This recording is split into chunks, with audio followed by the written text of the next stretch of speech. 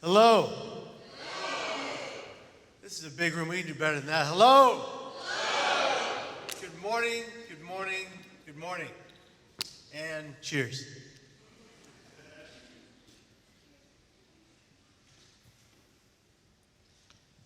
I'm very grateful to be here with all of you. I'm grateful to be anywhere. And you'll know why by the end of this talk. But before I begin to share with all of you my story, there is something we must do right here, right now, and together. We must take a moment of silence for all of those that we have lost to death by suicide from lethal emotional pain. The common denominator of how and why we lose people this way. By an honest to God, raise of hands. How many of you in this audience have lost someone you know, love, or care about to suicide? Thank you very much for telling your truth, and I'm sorry for your losses. In my short few years on this beautiful planet, I have lost now 16 people I care deeply about to suicide. And that's 16 too many, am I right? Yes. One person is one too many, would I be correct? Yes. So today, my new friends, let us honor their memories. Let us hold them dear. Let us never forget the light and the beauty that shined from within them when they were still with us. And let us hold immeasurable gratitude for the very little time we had with them. Can we do that? Yeah. Right here, right now, and together. A moment of true silence for all of those that we have lost this way.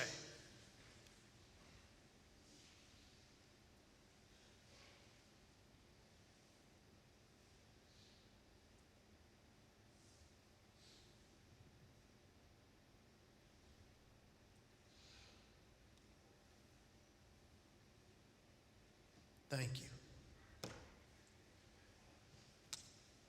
Are you okay? Is something wrong? Or can I help you?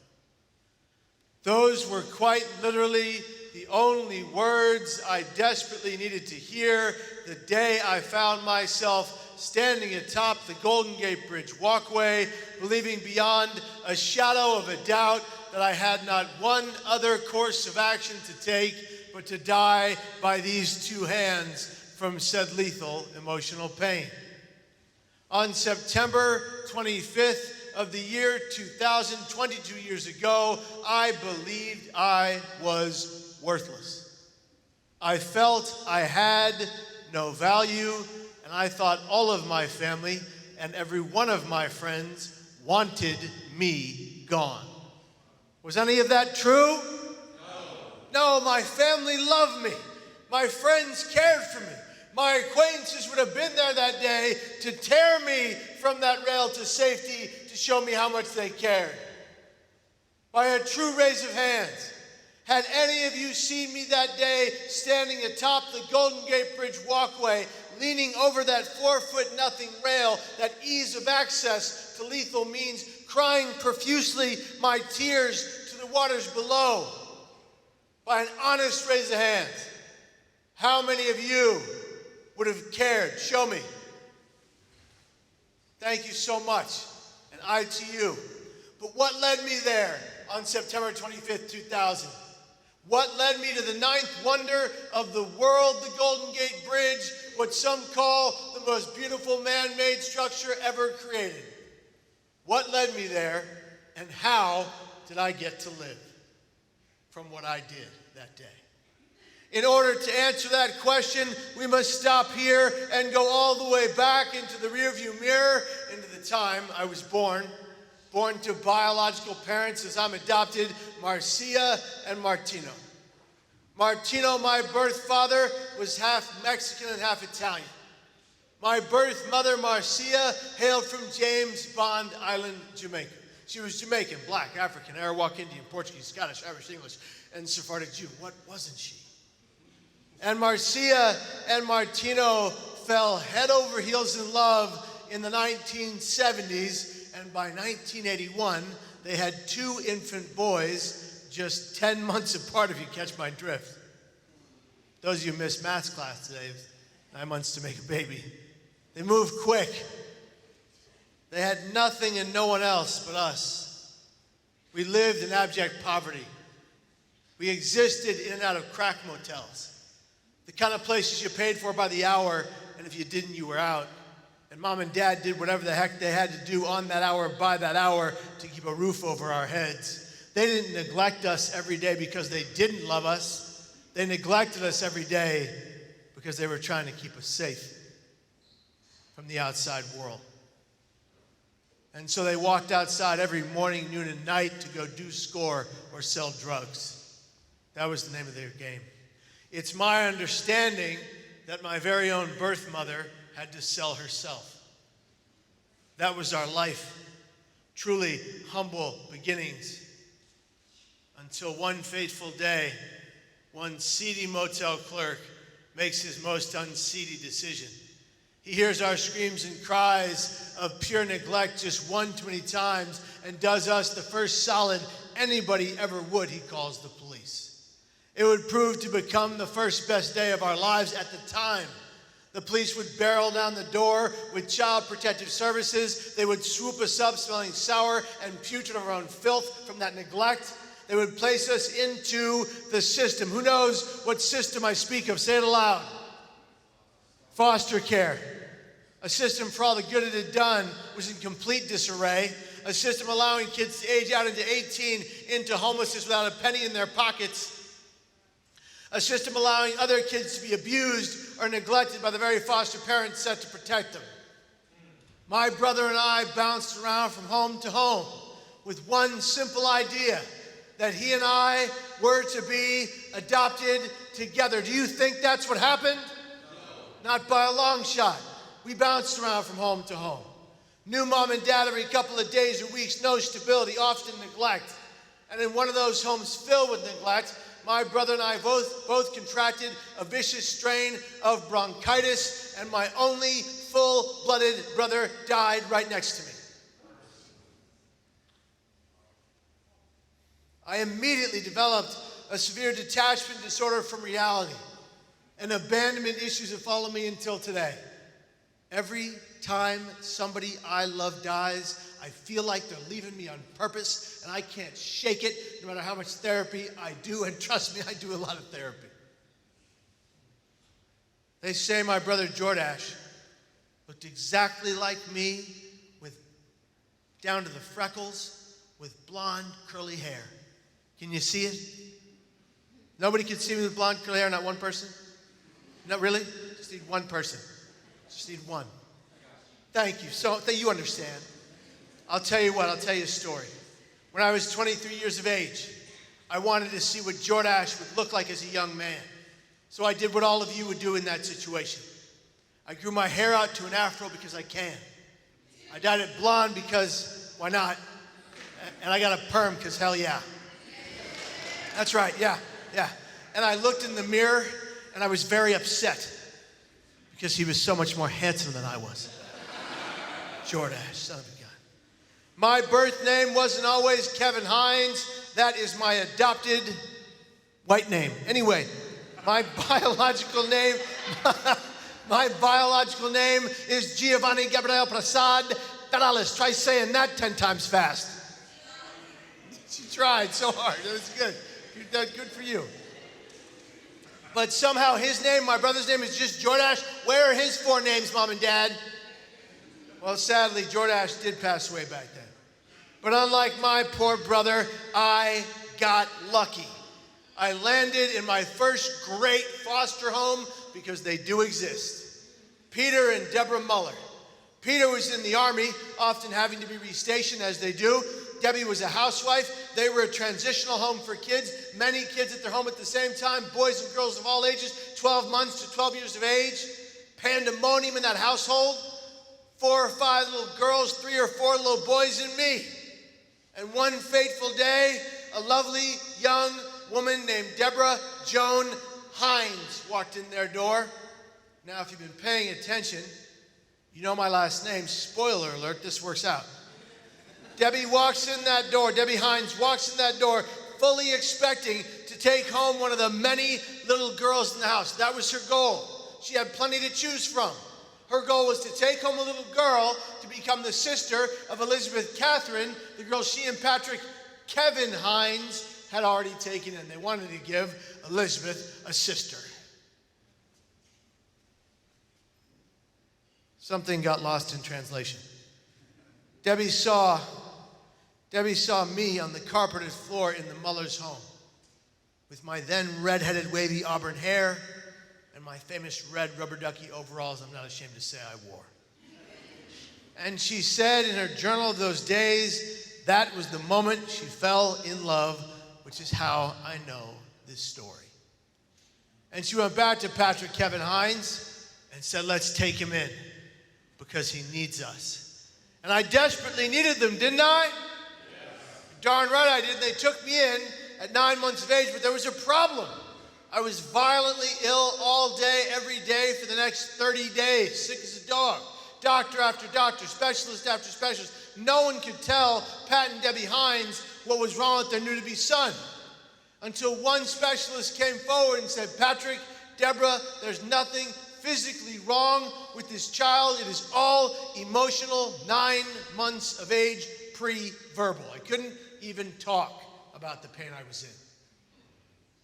But that wasn't the exact truth.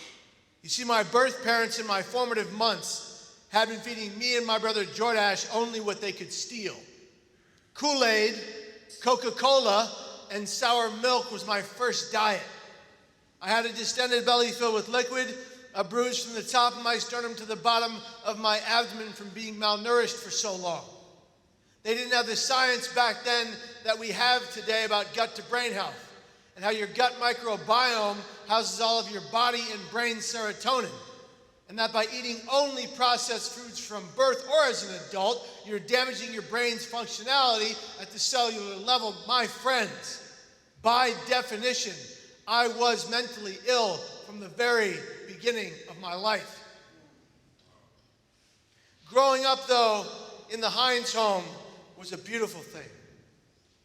Pat and Debbie Hines could have easily had natural-born children, but they opted to take in 3 kids from 3 separate households into one home and make a melting pot of a family. We didn't look alike and people noticed. Me, I'm mixed, my brother's black, my sister's white, Pat and Debbie are Irish and German. People were confused. Women would cross the street to talk to my mom. They'd do a semicircle around us like some kind of lion pride. They'd lean in real close, they'd do one of these. They'd lean in closer, and in a very prejudicial tone, they'd say, excuse me, miss, how did all of that happen? To which my mom would very clearly and aptly reply, oh, you know, different fathers. Which was epic because it was true. We all had different fathers. They just didn't know she wasn't the only mother. They ran right back across the street. Round of applause for Debbie Hines. Come on.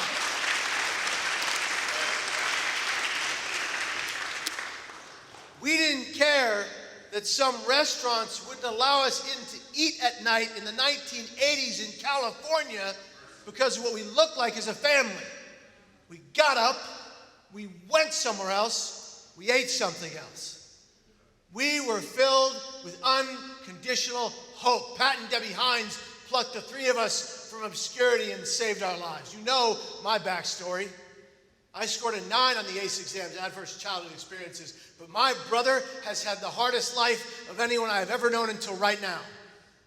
My brother was born less than 2 pounds premature, addicted to crack cocaine. My father, Patrick, could hold him in the palm of his hand. We have pictures. His rear was here, his head was there, he was tiny. He shook violently coming off the crack cocaine for months after we got him. He didn't walk or talk until he was 3. He lives with severe scoliosis and Asperger's syndrome today and terrible addictions right now. But we love them, and we'll always be there for them, and we'll never let him go. Doesn't mean that we can control his actions. We haven't been able to yet. My sister Elizabeth, her birth mom had multiple personality disorder. Many different children from many different men. No judgment there. That's what happened. And she has lived with clinical depression her entire life. As a matter of fact, after I leapt off the Golden Gate Bridge in the year 2000 to try to take my life, it would be my sister Elizabeth who, unbeknownst to me and our family, would blame herself for the next 16 years. At the tail end of those 16 years, she would find herself homeless for the latter two. She would find herself in front of a Walmart on the ground, on the floor, with a sign that read, a big sign that read, "Please take care of my cat and my dog. I can do this no longer." She made a plan to take her life. She had the means. She was about to do it. And you know what people did when they saw that sign? They stepped over her and read that sign and ignored her. They walked by her and read that sign and ignored her. They walked around her and read that sign, and yes, they ignored her. Until one lovely woman walked up to my sister. Do you remember how I started this presentation?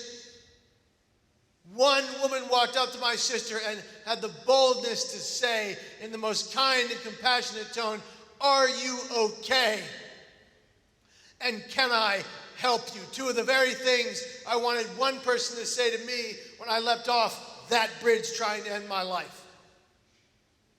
You see, my friends, I'm making a very important point here. The words we choose to use for those around us, they matter. They could be the catalyst between a life and a death. The words and the actions we have for others make a difference. And all too often in this world, in this society, we look at people and their differences and we judge them. I say to you this: let us never judge again. Let us be kind, compassionate, loving, caring, empathetic, and non-judgmental to every person we come into contact with, no matter their behavior toward you or their beliefs. Let us be good to people around us no matter what. My mom taught me that a long time ago. I don't always meet the mark, but I try. You never know what someone's going through or what they've gone through or where they came from unless they tell you. So ask them, what do you need from me right now? How can I help you get to tomorrow? When I went to the Golden Gate Bridge at 19, believing I had to die, I was wrong, but I couldn't see it.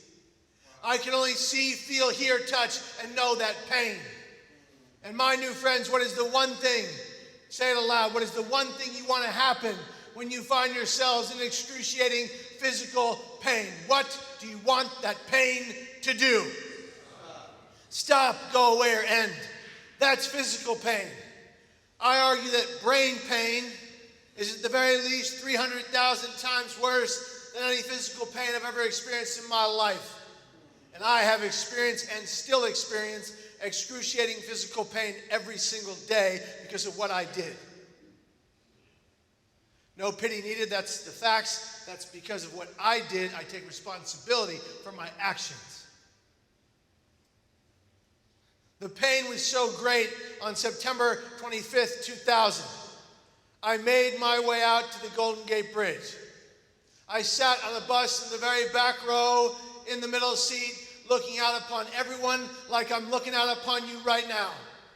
100 people board that bus, and I begin to cry softly, moderately, and then waterfalls flow from my eyes, mucus dripping from my nose. And then I begin to yell aloud on a crowded bus filled with people at the voices I am hearing in my head, auditory hallucinations. Leave me alone, but I don't want to die. Why do you hate me so much? What did I ever do to you?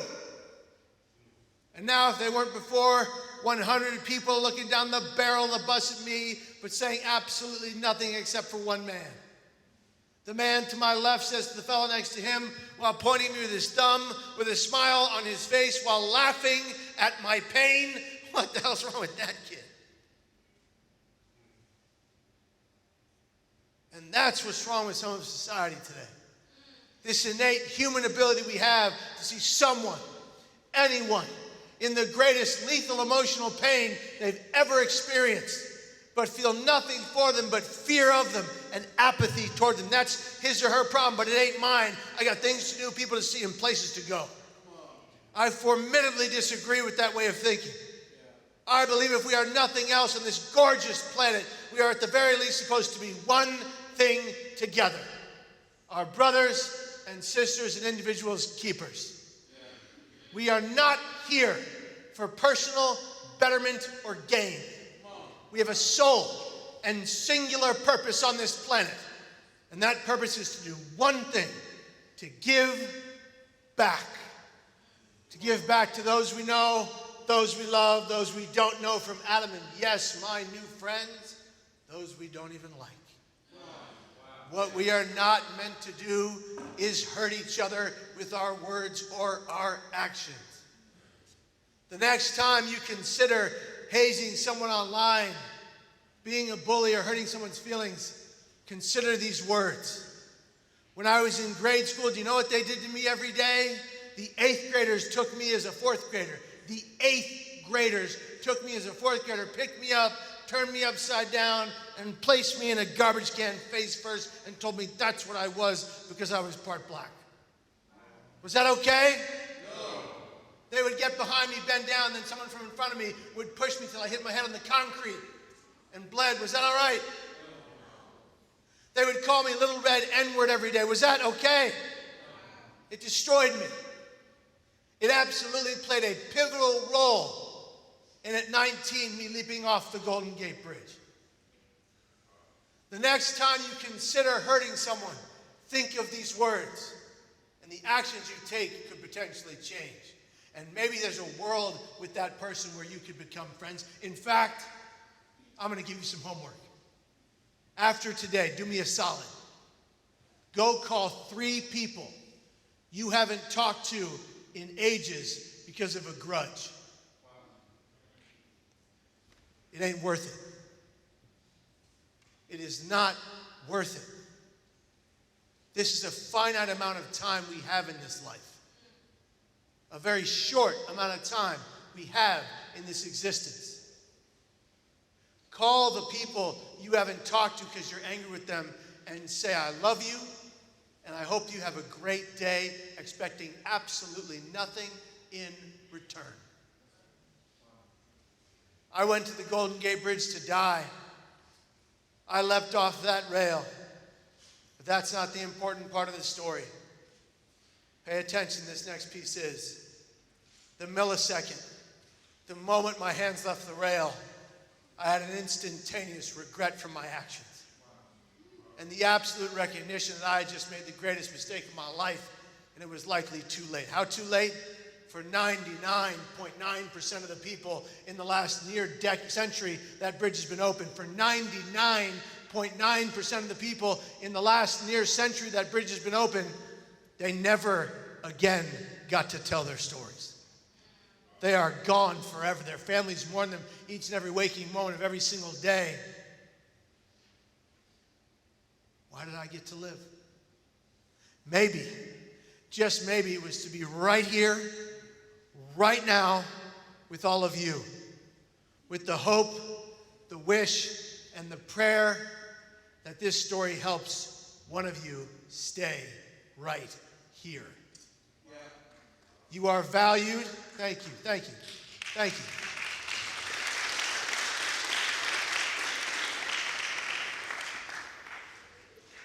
You are valued. You are loved. You are worthy. You matter.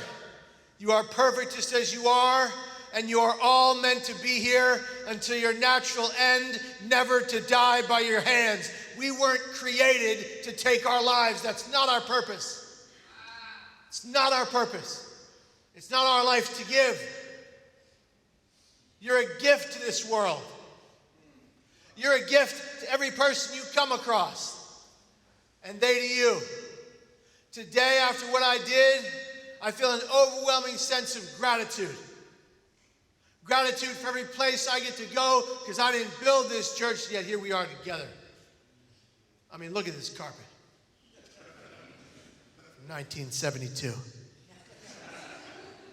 Maybe a little later, it's okay. I appreciate everything I get to do because this almost didn't happen. But most importantly, as I live in the present, the here and now, I'm eternally grateful today for one thing. Each and every one of you in this church.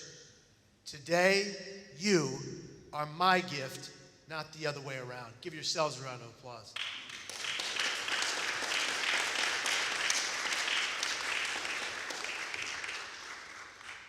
When I leapt off that rail, I fell 220 feet, 25 stories, closing in on 80 miles per hour, nearing the speed of terminal velocity in 4 seconds.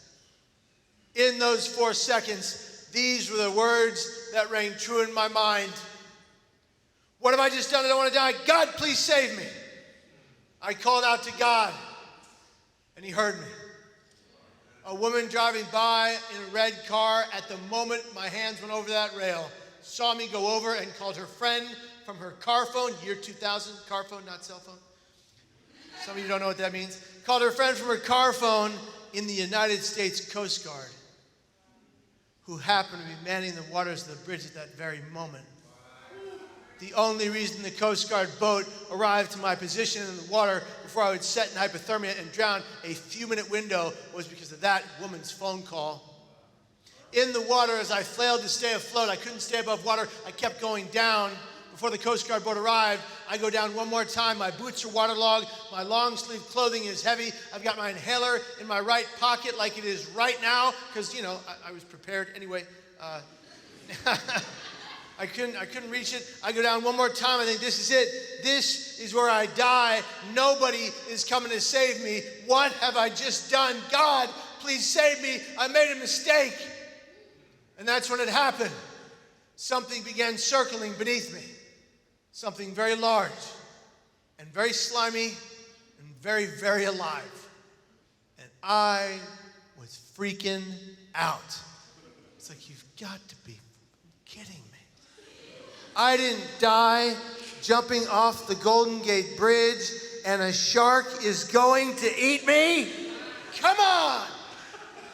And I'm taking my one good arm and I'm punching this thing, but it won't go away. It's circling faster and faster, faster and faster. No longer am I wading in the water to stay afloat. I'm lying atop it on my back, being kept buoyant by this creature. Thinking to myself, this is one heck of a nice shark. So I did what all of you would do in that situation. Just like all of us would grow our hair out, dye it blonde, and get a perm. I named him Herbert. Because it's my favorite name besides Kevin. On that note, are there any Herberts in the room? Yes! Yeah, get up here. Get up here right now. Come here. Come here. Come on. Come on. Get up here. Come here. No, I have to shake your hand. Thank you. There are never any Herberts in the room. Thank you very much. You take care. Yes, it finally happened. It finally happened. I swear to you, I was going to give up on Herberts globally. I really was. But now I have a newfound respect. It's wonderful. Thank you. So the creature from underneath keeps me afloat. The Coast Guard boat arrives. The creature takes off. I think it's a shark, but it's not. I go on a television program a year later promoting a suicide prevention campaign in San Francisco. I said on the show I thought there was a shark beneath me in the water. People wrote into the show from all over the world when it went viral online before viral was cool. One man's letter stuck out above all the rest. His name was Morgan. He was from Las Vegas, Nevada. And this is what he said to me. He was on the bridge that day with his mom. He said, Kevin, I'm so very glad you're alive. I was standing less than 2 feet away from you when you jumped. It's haunted me until right now. By the way, Kevin, there was no shark, like you mentioned you thought there was on the show, but there absolutely was. a sea lion, and the people above looking down believed it to be keeping your body afloat until the Coast Guard boat arrived behind you. Now you may call that what, thank you, yes, come on. Thank you. Now, friends, you can call that whatever you want, but that is my personal miracle, and I will always believe that God saved my life that day. Always. Thank you. Now, to be fair, I do have a friend who thinks otherwise. His name is David, okay? And he's British. Anybody have British friends? Anybody have British? Yeah, we got British friends, right?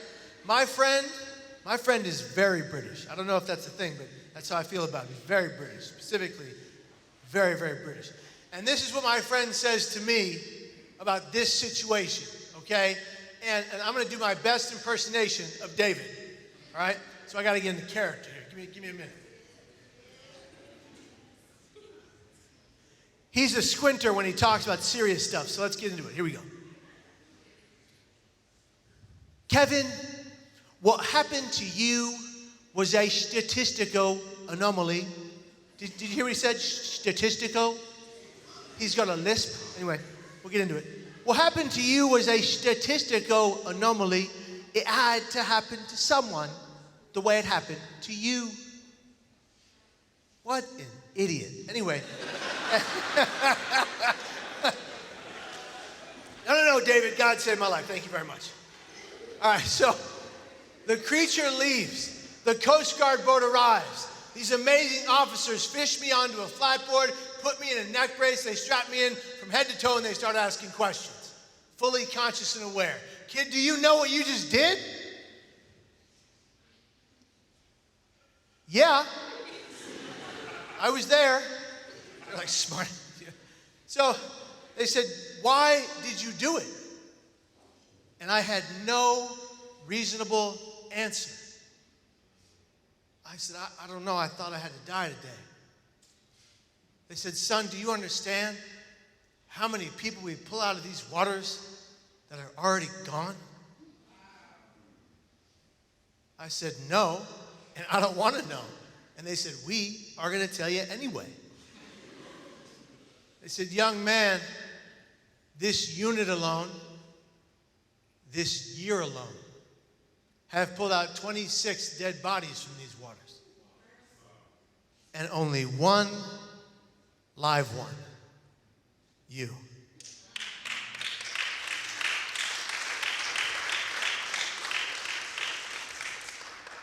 Now I can tell you with absolute certainty that was the most perceptive moment I've ever experienced.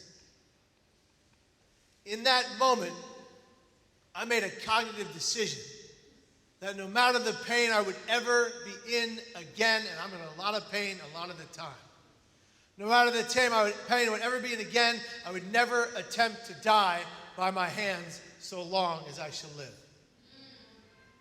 And I have lived for the last 22 years with chronic thoughts of suicide.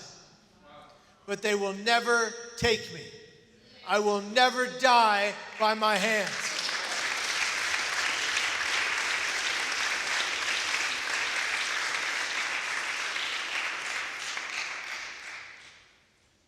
I will never die by my hands.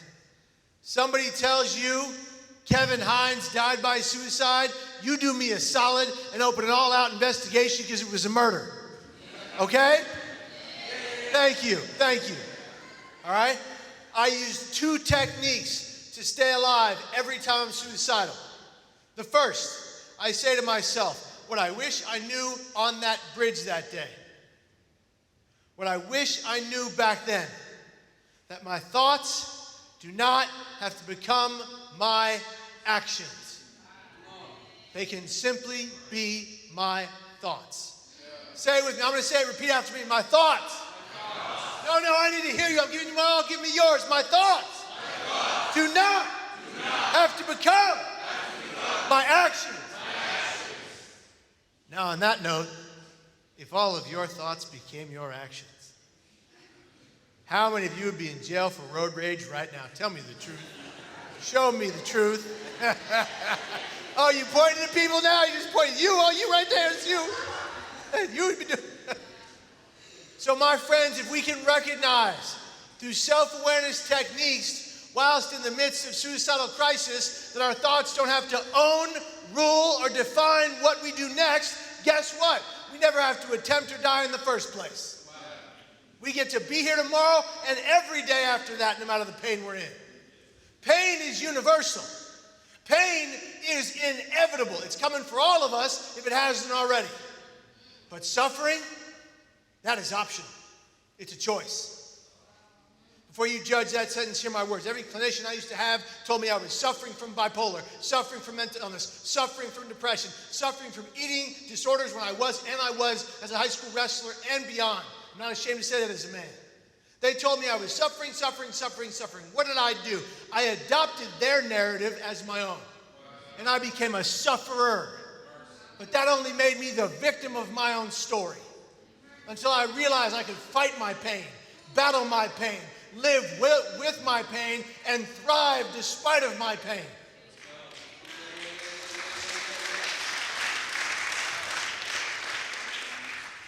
And that I may have been born in a crack motel, but I've never suffered a day in my life. I've been given a second chance at it, and that's a gift. I get to be here. And getting to be here is a privilege and a gift, no matter the pain you might be in. It's a matter of perspective. If you believe you are a sufferer, then that is what you will be. But if you look in the mirror every day and reverse your negative inner critical voices and say positive things to yourself every day, eventually you will believe them. Why? It's simple. It's science. Recite, repeat, believe. What is every major faith built upon? Reciting a prayer, repeating a prayer, believing said prayer. So if you recite positive things about yourself, if you repeat positive things about yourself, what will you believe? Positive things. Exactly. Turn that into practice. Take that practice, make it action. Take action for your better brain health. We call it mental health, but there's a negative connotation to the term mental all by itself. Who here would love to be called mental for the rest of your life? That's what I thought. Let's call it what it is, brain pain. Your brain is an organ just like every other organ in the body, and it too can become diseased. I want you to remember this, my friends, as I wrap this up right here and right now. Yesterday is history. Tomorrow is a mystery. But today is a gift. That is why we call it the present. And if y'all don't believe me, Master Oogway from Kung Fu Panda said that. And talking cartoon turtles always know what's up. Yesterday is history. Tomorrow is a mystery. Today is our gift. Let us always and forever cherish this day and every waking moment of this gorgeous gift we all get to call life. From the bottom of my heart, from my gut, thank you for listening. I appreciate you all. Thank you very much.